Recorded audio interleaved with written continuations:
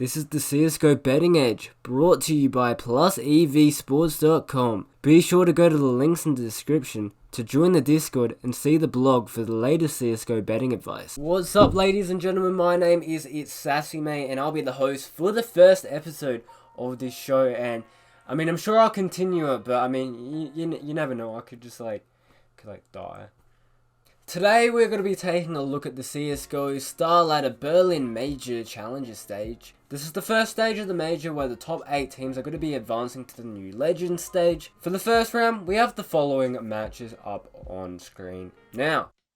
Going into our first matchup, we're going to be starting off with Vitality taking on Simon. Heading into this matchup, everyone can assume that Vitality are the clear favourites here, but here's why. They're currently the second best team in the world. This can depend on the Zywoo factor, but compared to Simon, who are really only somewhat of a dominant force within the CIS scene, it doesn't paint a very positive picture for their hopes against Vitality. Another thing to consider is that Simon have never played at an international stage. Simon, however, have been accused of throwing potential matches, so that is one thing to point out. However, in the sense of them losing this game, this just adds to that. The closer we get to this game, the odds on Simon may get better. Maps for this game don't really make a difference in my opinion, and I'll probably leave this game a miss due to the odds not being good enough to bet on either team. Wait, we've got an update incoming? We've got an update. Well, it actually looks like the odds for Simon, they're actually getting a lot better, you know, going up to 5.88. So be sure to join the Discord. You know, go down in the description below, join the Discord for more updated information on this match. But I would actually consider going low on Simon in this situation. The odds are worth it. Expect to lose the money, but you could potentially make some bank here. Now heading over to NRG versus Dream Eaters. NRG, they're a team that has a history of struggling on LAN.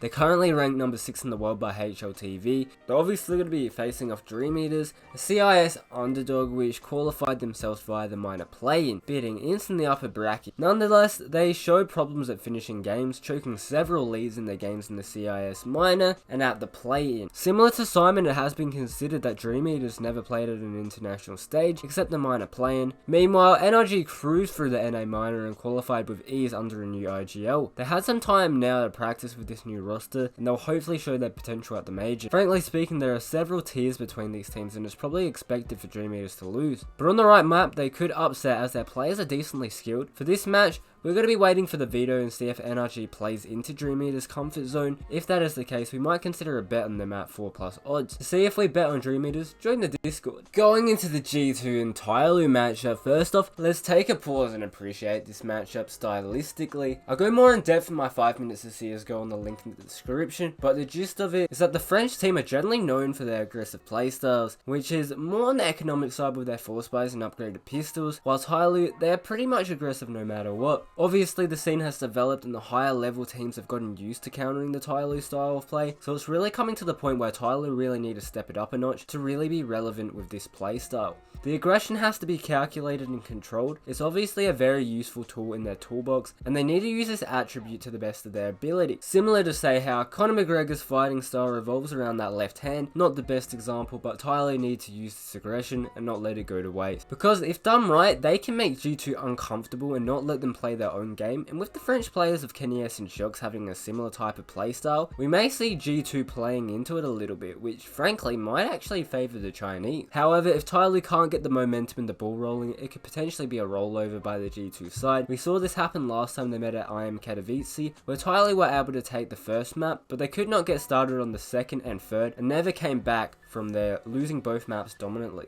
I think this is definitely going to be an interesting matchup in the sense that Tyloo have had a little bit more time to prepare with their new roster. If they can get over their communication issues and work out a way to calculate this aggression, I think people would disagree, but they would wipe the floor with G2. However, G2 have been on the rise lately with hitting the ESL Pro League Season 9 finals, and a few other notable results along the way. I think G2 are the favourites here. However, I think in this situation, Tyloo would actually be a very good pick. Opening match of the tournament and the best of one scenario, and with pretty decent odds, it wouldn't be too bad for an upset pick. We are thinking that taking Tyloo at the odds of 3+ is worth it at a 0.5 unit bet. In the next game, Valde and his boys at North will be facing into for who it'll be the last event with their star player KNG, who will be playing for Made in Brazil after the major. KNG already mentioned several times that he will leave his former team on good terms and wants to gift a good major run to the squad he departs. The Brazilians at several occasions showed that they perform way better on land as online, which we can only hope for. Looking at their recent results online, we do see losses to Singularity and Lazarus in the EPL relegation. The team relies heavily on their star player KNG and their risky plays working out. If they don't get into the game, they often look lost. North also had a very hard time since their star player Valde took over the role as IGL. The road to the major was so rocky that they nearly would have not qualified now, only in Berlin thanks to them winning their last chance match at the minor play-in after losing 0-2 to Crazy and mousesports. From the past, we also know that North often has a problem with matchups where they are the big favourite and are expected to win. With all that in mind, the odds for Ints to win this best of 1 look pretty juicy with 4 to 5 on some sites. Everything above 3.8 should be value, but you should be able to get away with better odds. We would advise not to bet spreads on this game since it's either Ints finding into the game and being able to win it, or them not finding into the game and most likely not covering any spread that is worth taking. Now heading over to the Furia and Hellraisers game. Furia, a team that surprised with their aggressive playstyle which caught many teams off guard when they broke into the scene or face-off, versus a Hellraiser roster that is weak compared to their former days. The new roster has not shown anything that would make me believe in them to make it far in the qualifier. The only factor that could be considered for them is that the time that they've had together to prepare for this event, and could surprise by fixing their mistakes. But so will others at this event. At current odds, the bookmakers are giving us, I don't see anything that's worth taking. The Hellraiser odds are just not good enough, and we at plusEV have shared our picking for this stage on our website and have chosen to go with Furia as a dark horse to go 3-0. However, if Hellraiser's odds keep getting higher, we will consider a bet at odds of 3.1 or better. Next, we're going to be looking into Mouse vs Fours. On the one hand, we have a very individually stacked Mouse roster led by Carrigan that finished first in the EU minor. Now, they did have a really slow start. They lost their opening game against No Chance and actually found themselves a map down, and I believe it was 12-3 on the second map down against Sprout. So they were able to bounce back from that, and once they did that, they did fly through the rest of the EU minor. Behind Vitality, Mouse are the second best team attending and are expected to qualify to the next round. On the other hand, we have Fours from the CIS region, a team that have grinded their way up with a solid online results and impressed at the CIS minor by not dropping a single map, but we haven't seen them on a LAN stage so far versus higher tier opposition because they've had visa issues and couldn't attend IM Chicago. So it's uncertain if they can keep the level they showed online so far up on much more skilled teams on LAN. As for the map in this best of 1, it should end up in a map both teams are comfortable on since their map pools overlap. On the right day, I can see Fours beating Mouse in a best of 1. I would suggest betting Fours at 2.5 plus odds. Now heading over to the Vanguard and Complexity game. Vanguard have dropped off lately after being a competitive force over 2019. The addition of Adren didn't really help them get back on track so far. On the flip side, we have Complexity, which have not played an official game in over 1 month, are a big question mark for this major. On paper, they look okay, yielding talent like their newest addition Obo, the youngest player to attend the CSGO major so far. They have the potential to be a dark horse at this major depending on the progress they have made in their 1 month absence. In the past, Complexity surprised us at the London Major 2018, making legend status. This could repeat if teams underestimate them again. For now, we wouldn't bet anything in this match.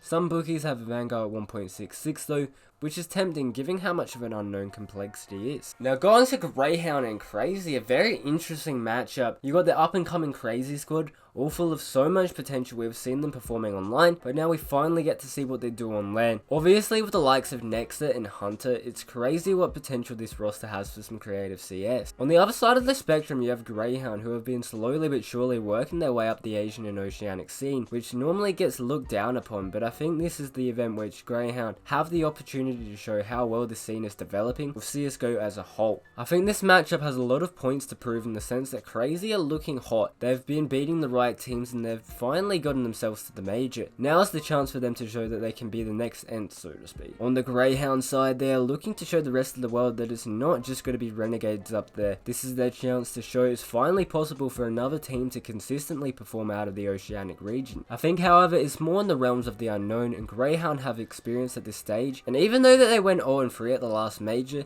they could have easily won some of those matches and took Vitality to the limits. I think this has some upset potential, maybe not as much as the Tai Lu game, but with the odds not being great for Crazy, it's not really worth going on them. I think in a best of 1 environment, it is worth having a bet on Greyhound at odds of 3.5 or better. Thank you for watching this video, guys. Be sure to like, comment and subscribe on this video, but also be sure to follow us on Twitter in the link below in the description. Also join the Discord and go check out our website for more CSGO betting related content.